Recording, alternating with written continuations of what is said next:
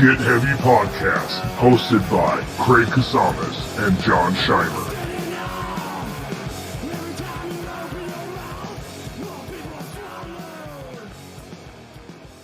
John, are you back? You settled? John just got back from the snow, like what, 30 minutes ago?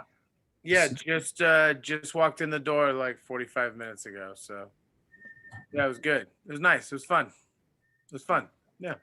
Have to get away. It was good to go to the snow, and it's also good to leave the snow, you know? It's nice not living in it, but living close to it. Yeah.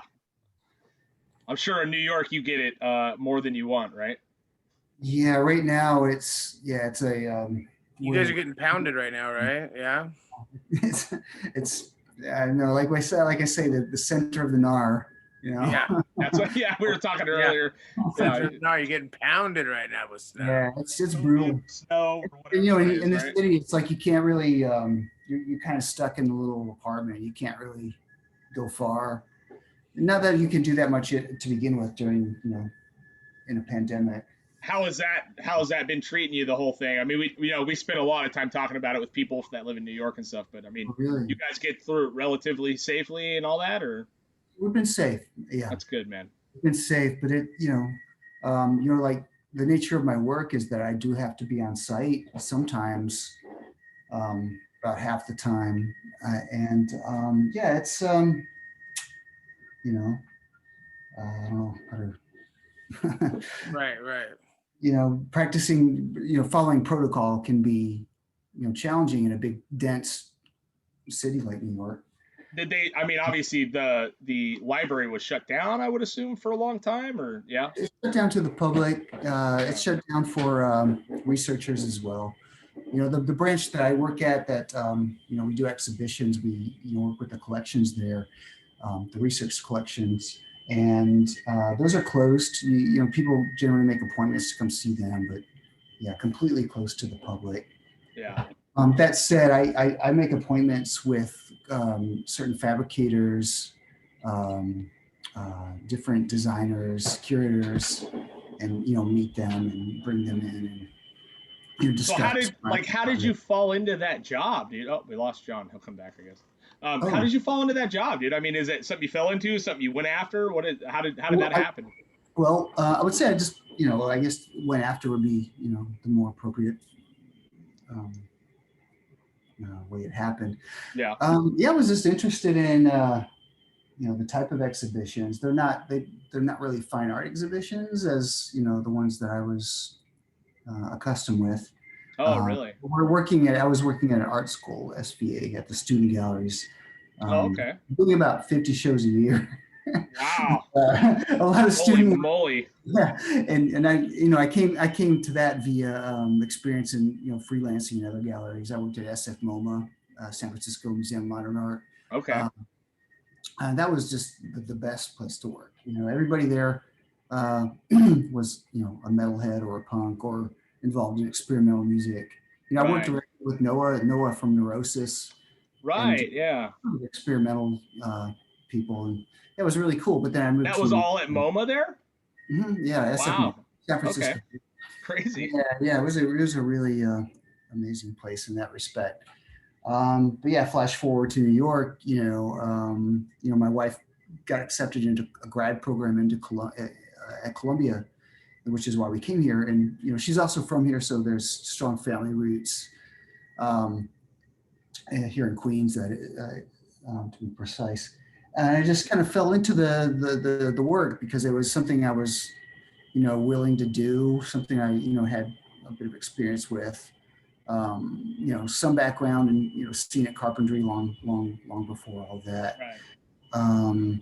And yeah, like, at CCA, the school I attended a grad program at, I did a lot of installing of media, work, like really new kind of interesting sound, video sound, artworks. And that was, something I really, I don't really like to do that kind of work so much, but I really like installing it. It's like really, really interesting. Often really, labor intensive, and it's super interesting, very rewarding to do. And, I kept doing it, and it suits, I don't know, it just suits me well, and it's worked out. So And the audio part and the sound and stuff, you actually like setting up the all the stuff, but then to actually control it and all that stuff is like kind of, is that what you're saying? It's like that's well, where you're the starting. You're like, creative okay. was I would say the creative end of it is less interesting because as I'm a I'm a painter, Right. and I play bass, and I like sound is not audio to me is not really an art form. It's something I do with a band. That's kind of a hallowed ground. Yeah. Probably the same way you guys interpret it. Hmm. Um, but I just really resonated with just installing that kind of work. I learned Yeah. learn a lot through I was doing it back when it was still a lot of it was still analog, so um, came across a lot of super interesting uh, projects. The audio world is so complex. I realize how out of my realm I am every Oh, time we go to me too. record a Oh, record. You yeah, know what I mean? It's like I I see know. guys and I'm like, Yeah, so many buttons, dude. What is happening? You know what I mean? It's like I can write some riffs, bro. You know what I mean? And I can, lay it down or whatever. But man, it's so out of my scope. Like of shit to do is that audio engineering type, stuff. yeah. Especially when you incorporate like visuals and stuff like how, like Mhm. Neurosis does, which I'm sure you've had interaction with. You spent a lot of time in San Francisco, right, and all that. Yeah, that's basically where I consider that home now. Oh, okay. All right. Yeah. Is that where you kind of cut your teeth and you played in bands and all that too, right? And yeah, in the Bay Area, yeah, definitely. That's where His Hero's Gone recorded our first 7-inch there. Our Oh first yeah. trip, our first tour was actually to go record that 7-inch for Yeah. Prank. I'd never been there. My mom was already out there in the South Bay, but yeah, we made a tour out of it. That is, we met these guys in a band called The Locust, Hmm. who also had never toured. Todd, my bandmate, had known them from one member from a prior from some prior relationship, and it just worked out. It was awesome, and it was a very memorable trip, Yeah, and dude. that brought me to the Bay, to where we continued to go and record, where it increasingly became a place that I felt very much at home. Uh huh. Um, and eventually it became home, and to this day it is. Yeah, man. I mean, I don't. Yeah, it's hard for me not to like totally dork out on you with the His Hero's Gone thing, but that like I was a metalhead, when I was a kid. I loved fucking Cannibal Corpse and all this stuff. And I had lots of friends that were into punk rock, right? And when I started listening to punk rock, it was weak. You know what I mean? I was used to listening to grindcore, gnarly shit, Neurosis, and fucking Yeah. all these things. So punk rock felt like Mhm. okay, like yeah, great the Ramones. I mean, obviously great band. I've in my older years, I've uh, you know, I appreciate all music. I grew up working in record stores and shit. But His Hero's Gone, man, was the first band that I heard that bridged this insane gap for me with like the rawness of the music, but then also like the lyrical content because I was tired of hearing about people being shredded apart. You know what I mean? Like when you listen to Grind and Death and all this, it's just all violence. You know what I mean? Like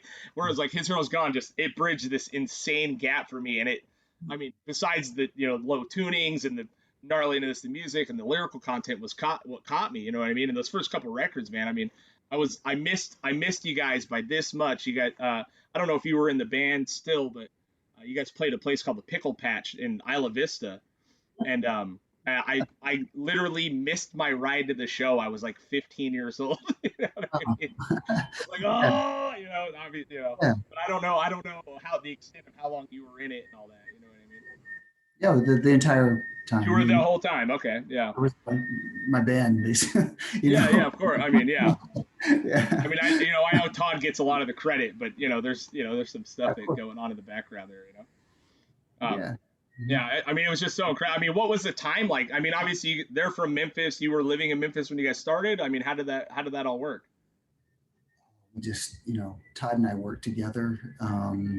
my band had broken up, and so had his. Mm-hmm. And it just clicked, we just Yeah. clicked, and we had no idea what it was going to sound like.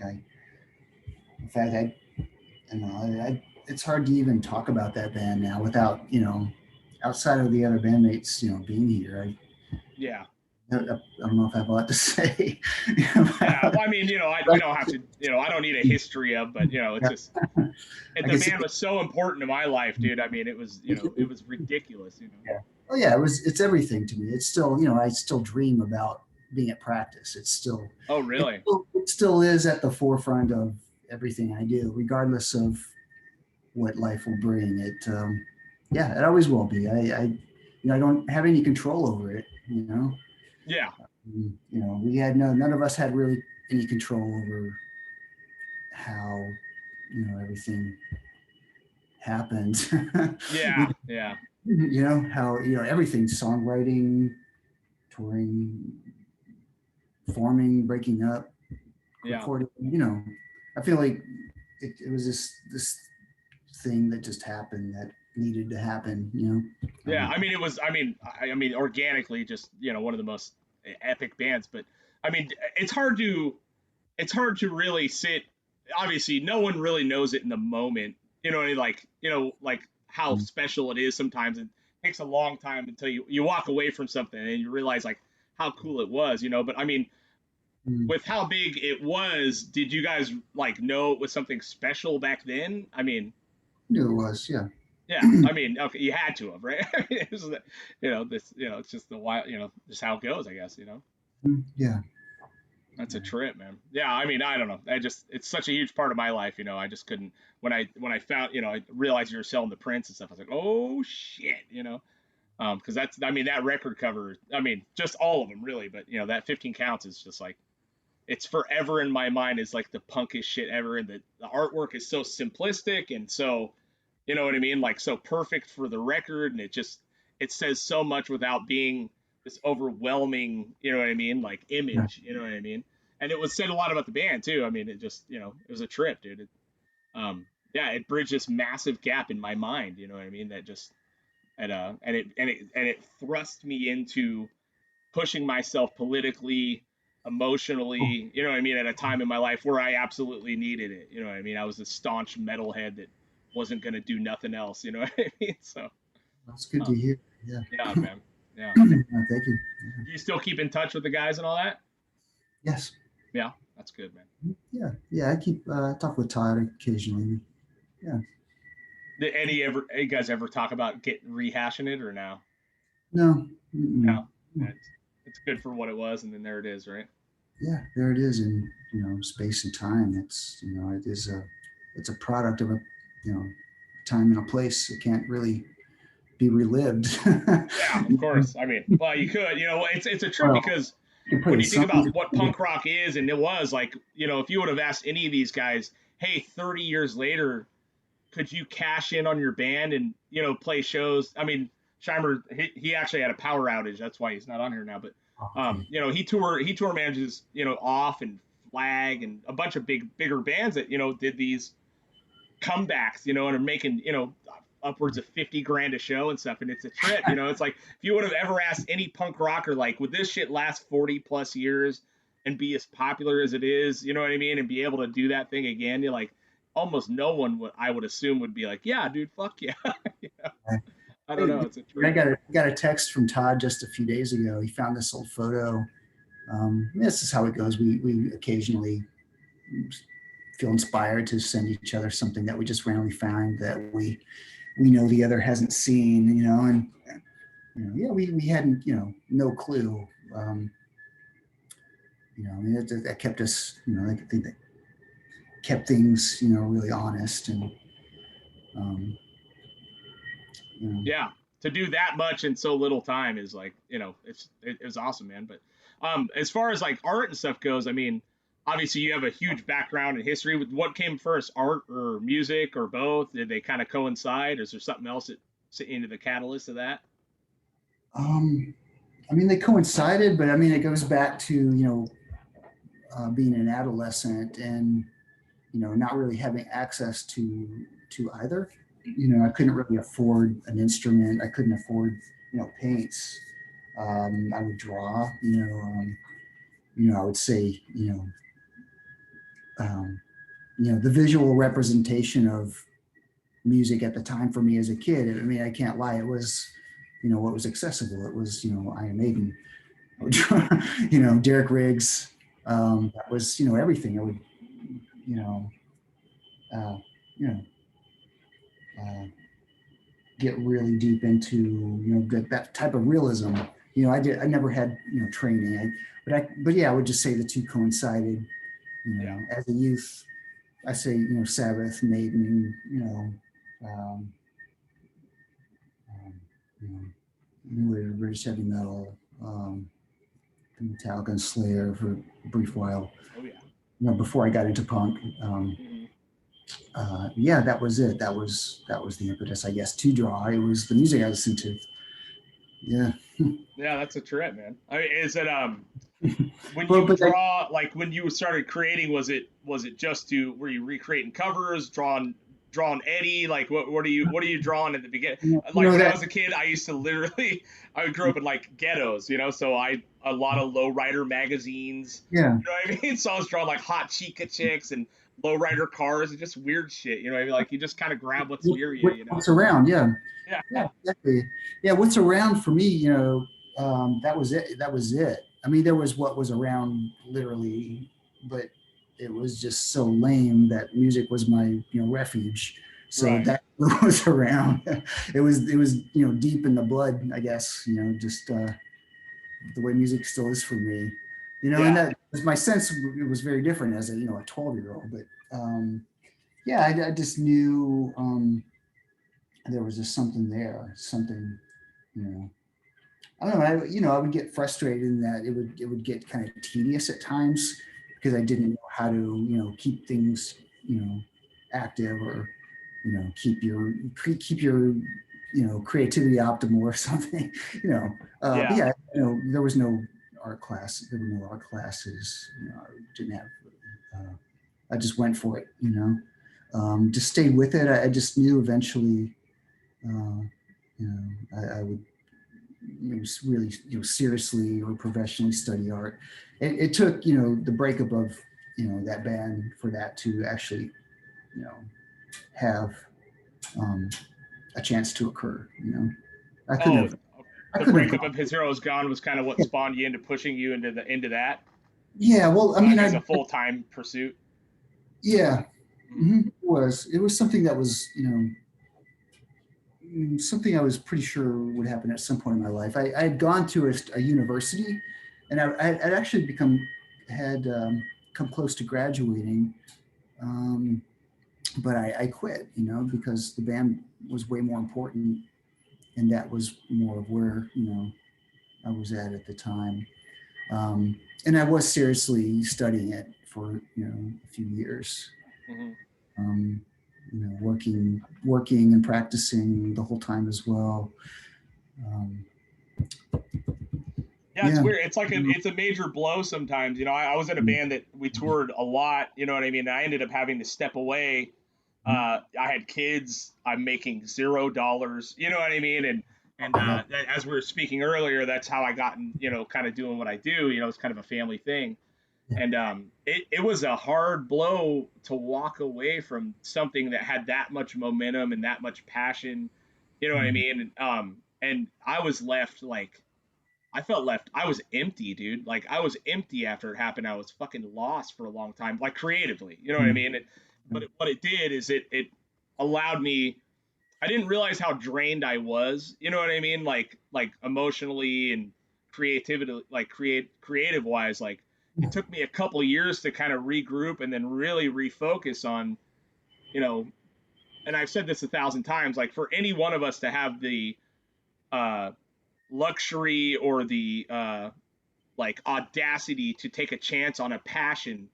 You know what I mean? Like it's so few and far between because in the industry that I work in, it's all broken people. You know what I mean? It's guys that used to do something and wanted to do something and now they do this because they have to. And I thought when I started doing what I do, I thought I'm not going to be this guy, dude. I am not going to be this bitter, 60-year-old man that just fucking hates every decision he's ever made in his life, you know. And then when you talk to people and they're like, wow, man, you got to play on, like, you went on tour and you played shows, and it's like we were doing, you know, your basic, we were on TP Records. It wasn't anything major, you know what I mean? Oh, But yeah. What band was that? Sorry. it was called The Fucking Wrath. Okay. It was like we were really close with Annihilation Time and those guys. I mean, not musically really, but we're from the same town. Okay. Hey, but, do you know Jamie Sanitate from Santa Barbara, Goleta area? Jamie Sanitate. It sounds familiar. I don't know. Was he in bands? Area. Yeah, he was in Annihilation Time at the beginning. Oh yeah, Jimmy. He was the guitar player, I think. Yeah. Oh, there's Jimmy the singer, and then I guess the original days there was a Jamie, I think. Yeah, it was very brief. He's a good friend of mine. Okay. I know. I mean, I grew up with Graham, you know what I mean, and all that. You know, we all grew up playing the ripping, you know, the guy that ended up being the only guitar player. They had like West, they had like 16 other fucking guitar players. You know, I mean, they had so many people that joined that band eventually. You know, when they started to break, it was like a whole different lineup. But Graham is the through point. Graham and Noel and all those guys. You know, but anyway, like I said, I just after I had to walk away from something that I absolutely loved, you know, like probably like you know, I just felt so empty and drained, and I had to really figure out like what the fuck am I gonna do? You know what I mean? And, yeah. Well, I didn't really sweat it at the time. I don't know. I mean, that's another thing that is a large part of my life. That period. It's also very dark, and I can't really talk about it. But that's all right. The really good things came out of it. You know, yeah. I mean, I ended up, you know, in a relationship with a person and had you know, children with them and with her, and we're here in native Queens, New York now. Yeah. And I mean, it's not a negative thing. It's man, I mean, there's no words, you know, there's no words. 100%. I mean, you know, you know, you need that darkness to get through, you know what I mean? And, you know, for everyone that gets through it, there's no way you don't come out a stronger, better person, especially being a father.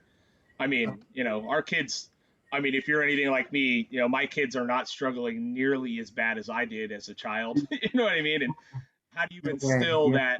How do you instill that, like, wanting to get it done to your kids when you know they're doing better than you ever did? You know what I mean? It's a tough, you know, the fatherhood thing is brutal, dude. I mean, you know.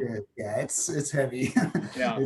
It's really hard. So how old are your kids? I have a 13-year-old, a 10-year-old, and we have a 2-year-old that just like a rando baby that came, dude. Like, no. We had two, you know, and thought we were done. My wife's a little older. Okay. She had cancer, you know what I mean? It was like the doctors were like, yeah, not gonna happen, you know, blah blah blah. And, oh, it happened. White trash genes prevail. You know what I mean? That shit happens. So, but now that he's here, you couldn't imagine. But we're back in the baby world again, dude, and it is a mind blower. I mean, it's a mind blower. Yeah. You know, especially having like a preteen and a teenager now. It's like, it's a trip, dude. But what about you? You got a couple kids or one or? Yeah, she's one who's 4, and Simon was born almost a year ago. Oh, okay. His due date was the day the pandemic was declared. Oh, yeah. He came 1 week earlier, and we went on, you know, therefore we, by default, were on lockdown 1 week prior. Right. And, you know, being in the center of the NAR, New York City, it might have saved us, you know, he might have prevented us from getting COVID. Yeah, dude, that's rough, dude. It was really bad here. Yeah. I had a buddy, Drew, that he was in that band Hole. That's from there. We used to tour this band called Hole from there a lot of time, and we talked to him right at the beginning of it. And, I mean, it was a trip out there, and we have another friend that lives out there in Brooklyn that, you know, they end up at the hospital and the whole, you know, almost died, the whole deal. You know what I mean? It's just a trip. I mean, it was so bad out there, you know what I mean? And now it's like just as bad out here, essentially. I guess New York's doing better, and LA's a shit show. Someone's dying every 3 seconds, I guess. Yeah. Well, we've been very strict here. You know, luckily in a place this place is all about just work. You know, it's all about just, you know, brutal, like focus and work, and therefore I think people take things really seriously. It's a very serious place. Mm-hmm. It's not fun loving by any means. It's not relaxing. It's but the good side of that is that it is we've been in an area where fortunately people are very strict with protocol and therefore safe. Well, it's good. I mean, that's kind. You have to be out. Out here, everyone's crying because they have to wear a mask in a grocery store, and it's like, yeah. I mean, well, it's just I don't know. It's ignorance. This whole political bullshit is insane. You know what I mean? We've talked so much about Trump and all that chaos. You know what I mean? I'm so done talking about him, but it's just I have energy to discuss. I know it's like exhausting now. Yeah, it's still exhausting. My God. But what I thought was really cool is that like everyone in New York really locked it fucking down. I mean, they really did what they were supposed to do. You know what I mean? And they powered through it and they got it. But I think it's you guys live amongst each other all day long. I mean, there's no, you know what I mean? You don't have an option to not be around people. So if you're not doing the thing, it's like you could get punched in the fucking face. You know what I mean? Yeah, exactly. And New Yorkers are not, they don't hold it back either. So like out here, everyone's so passive aggressive. Yeah. Like I remember the first time I went to New York, we were on tour, and I'd never been there. I'm like a deer in headlights. I'm like, wow, you know what I mean? And we're standing on a corner, right? And this mom and a kid are standing there, and there's a dude that has nothing to do with them next to him. The kid's just throwing a tantrum, you know what I mean? And I got kids, I don't care, it doesn't bother me. But this dude, a big ass dude, looks at this kid and goes, "Hey, shut the fuck up!" Tells this kid to shut up. And the mom just is like, "Yeah." And I'm like, wow, dude, like this is the only place in the world where a stranger can tell your kid to shut the fuck up, and you're like, "Yeah, thanks, stranger." I know. I laugh now, but the reality is pretty awful. I mean, I know, but it is what it is, dude. Yeah, it's culturally, it's been so hard to adapt to. Yeah. And I still, I'll never feel at home here, to be honest. You don't think so? I don't think so. No. But it's all good. Are you guys considering bailing out at some point after? I mean, pandemic is. How do you know a lot of people that are bailing out of there? We knew quite a few people, that moved, to other cities, countries, suburbs, just to get away from this. But those are people who, do have the option to work completely remotely, and are from more of the better financial backgrounds, I guess, more privileged backgrounds. That said, I do work remotely half the time. My wife works completely remote, 100% remotely. We do have the option to move, and the LA area is a place we've looked at because her sister lives there, and she actually had a little girl born just a couple months ago. Oh, cool. And my mom's in Santa Cruz, so we constantly think about moving back there, but I have to find employment first.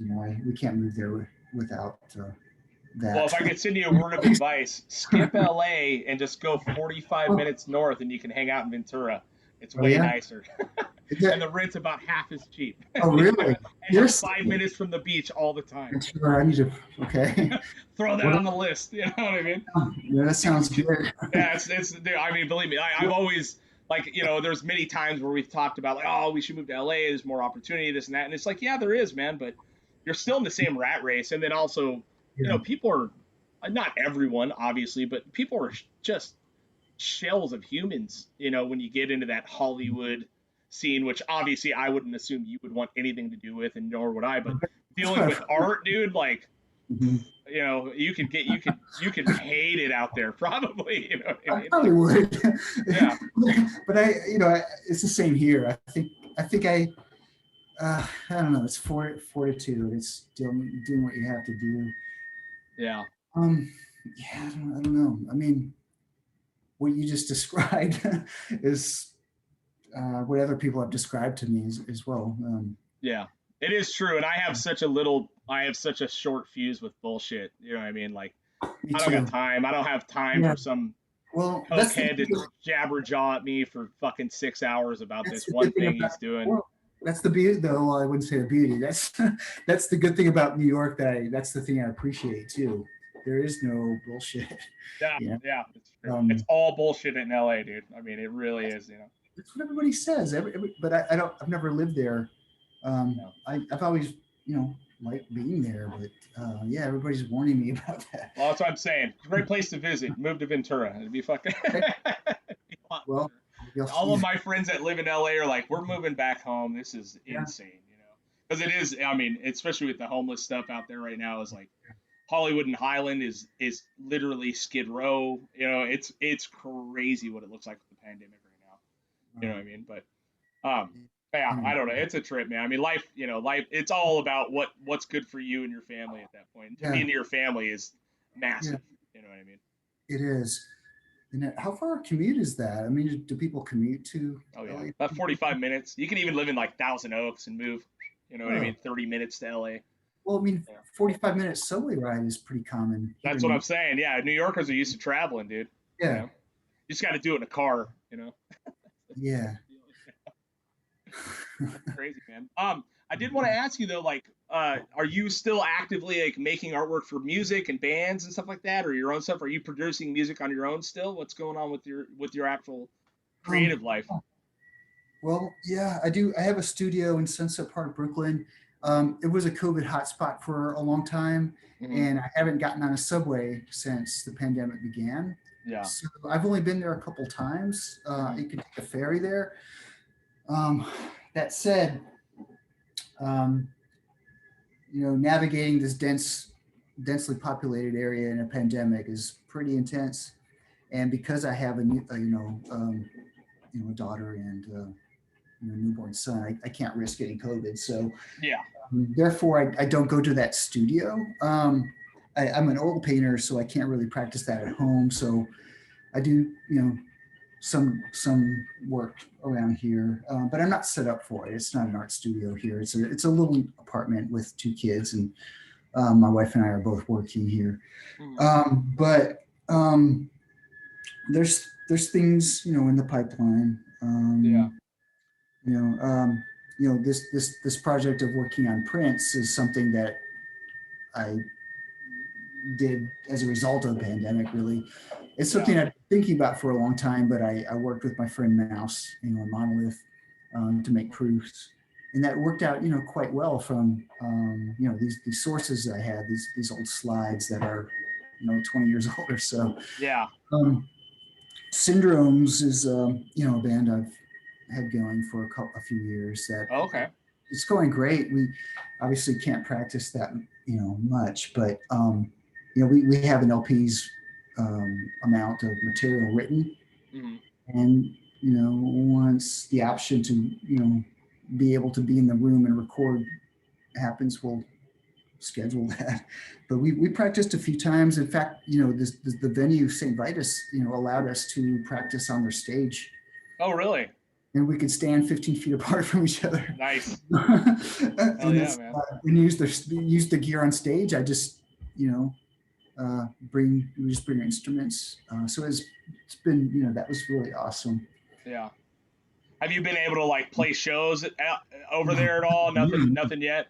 There's nowhere to play. No, No, I know, but like pre-pandemic or anything, like have you yeah, been able to play shows in New York and all that stuff while you've been there? yeah, yes. How do you feel the scene is compared to the past? Or I mean, how long what was the gap between playing shows? You know what I mean, like from one band to another or whatever. Well, when I first moved to New York, I got to think about it. The band I had with Jamie, the guy, my friend from your neck of the woods. Hmm. We actually toured Japan before I moved to New York. Oh, okay. Um, that was great. That was a band called Drain the Sky. So we Yeah, went that's from really good that. stuff, man. I wanted to ask you about it, but yeah, Oh, thanks. yeah, that's great. Those are great. That's great stuff, man. To New York, where it was just about starting over, finding work, surviving, and then we actually did a small East Coast tour out here, which is really great. It was really fun. Hmm. I've been trying to find, start a band here, but it was very different from California, where in California you have a tight group of people that you want to play with, and there's just musicians all hang out at the same places, It's not Right. like here. Things are really spread out here in New York. It's not. It was really like a hard place to find that, find a music scene. Believe it or not, it was a very hard place to find those things, and it took a while to come together, for something to come together that really gelled. And this band Syndromes, my friend Joe just asked me. We had met up a couple times and tried things when I moved here. Didn't really gel, but he just asked, and I showed up and came to their room, and it was awesome. And I love it. It's really a Two-piece, or is it a full band? full band. Yeah, full band. Full band. Okay, cool. Two guitars, drums. We have one. Halo of Flies, the label out of the Midwest. Okay. Wisconsin. They released our first EP. Nice. Cassette. But yeah, there'll be an album. I don't know, maybe the next year. Yeah. We've been looking at places to record it. Once I get back to the studio, there'll be tons of a lot of oil painting happening. Yeah. Are you just stockpiling ideas and concepts now, as of now? I mean, because your art style is so like simplistic, and I'm not an artist. I don't know shit about art. You know what I mean? But I see it's so simplistic, but it obviously has like a industrial, dreary tone to it at some points. You know what I mean? Just the handful of stuff I've seen. I mean, what is it about that kind of style that like draws you there? I mean, is it the environment you're in? Is it, just out of your own head? What is it? The environment, I would say that came from a lot from being in Oakland and the Bay Area.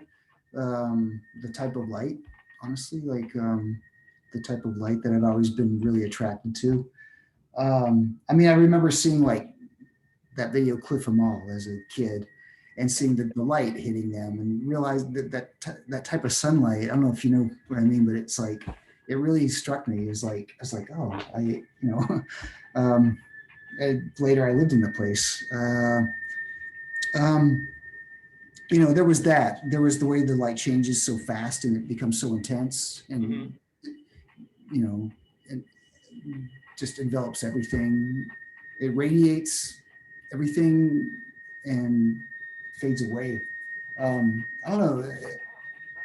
But it also like drowns out, that light type. It does drown out like unnecessary detail kind of too, which I think you capture well. You know what I mean? Thanks. Yeah, there came a point. It was in grad school where the question became, how can I make something more powerful by, things you can't see.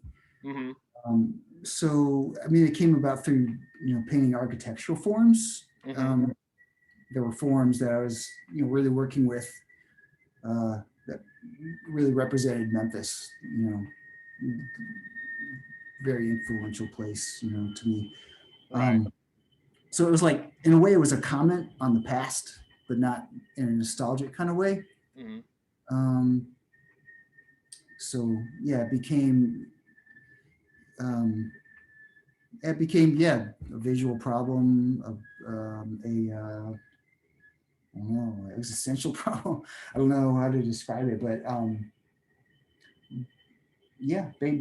commenting on a past that was more of a visceral past, something you feel rather than see or hear or touch. Right. How do you convey that in a painting? How do you convey a place and a time, and more just a sense? And it just happened. I think it came about with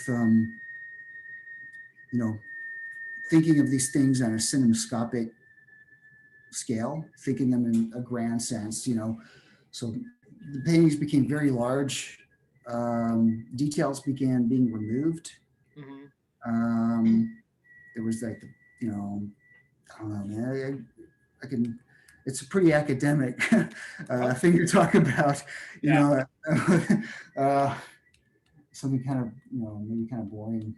No, dude, your art captures the attention immediately. You know what I mean? And it's because of a lot of the yellows and the oranges and the subtle greens and blues you see in it and stuff like that. You know what I mean? And it really does. I mean, it's less is more. You know what I mean? Even with like the architectural work that I've seen, it's it always catches your attention. Do you still take that approach today, or do you develop like if a band were to hit you up, like Yeah, will you take direction from them, or is it like this is what I've been working on, or how do you do like a collaboration like that? collaboration. Well, I think it's, people approach me because they've seen what I do and they think it'll work for, Like that um, Krallis LP, I mean, that's a yeah, killer. Like works perfect. You know what I mean? that was a perfect project Yeah. because of the people and everything. Um, yeah, that was a continuation of the paintings I did about Memphis. Hmm. It's a carryover from that. Absolutely. It's, a built-in kind of quality of what someone might think of nostalgia when they see the colors, but um, very much something that's in the presence. There was a very old architectural form involved. There was um, a monolith. This monolith, I had to build it with CAD software to make it had to be very realistic. I mean, Okay. for it to work, it has to be precise. So, I mean, the end result is, I don't know if you say simplistic, like that's I'm glad it comes across like that, but it has to be solid mass. It has to be very much like something real that you approach and experience in the world. And Hmm. therefore, this thing didn't exist. It was something out of my friend Dave's imagination. Okay. David, I worked with him on the concept of, conveying his concept visually. Um, and building this thing, I literally built it in SketchUp. Wow. And the viewpoint that you see, I played around with it, moving it around Hmm. in CAD software to see what one might see in the real world. Um, and there had to be glyphs on it, so I researched a lot of glyphs. I Hmm. found some. Um, the Rosetta Stone became an influence there, Yeah, there you go. and you know, I basically had to come up with some glyphs that were not from anything in the world historically that could be read or misinterpreted. Um, um, But I but mean, do you find that stuff you like that challenge, that having to think outside of your own like headspace, oh, I love that it. yeah, Yeah, I mean that's it makes sense, man. I mean, it's just yeah. It gives me a subject matter, and that's the hardest part for me. I know how I want to approach a painting. hmm. Uh, you know, mentally and physically, how to approach it, how to create it, how the stages involved, you know, how it will go, and Right. hopefully out. But yeah, having a collaboration gives me a subject matter, and that's really exciting to me because I think that's the hardest part as a painter, knowing what to paint. Yeah, I dude, it's I mean, I don't want to paint paintings about Memphis anymore. yeah, I yeah. made I started painting about Detroit because it was where I was born, Mhm. and that whole problem became pretty interesting to work with, and that was cool. But that's past as well, and Yeah. something that may be revisited.